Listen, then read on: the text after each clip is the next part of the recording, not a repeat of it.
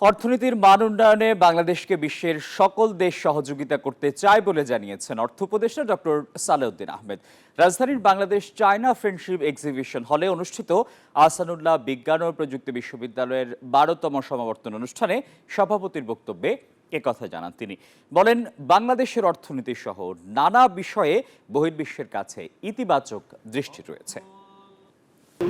Bundle থাকলে প্রতি সেনমানিতে টাকা বাঁচবে।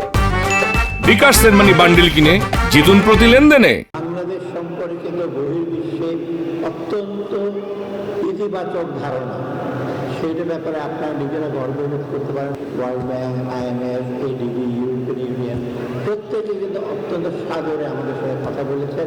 আমাদের প্রসপেক্ট ভালো আছে, সেইটা নিয়ে সবাই ইতিবাচক দৃষ্টি আছে এবং তারা ইতিবাচকভাবে আমাদেরকে সাহায্য করার জন্য এগিয়ে আসে।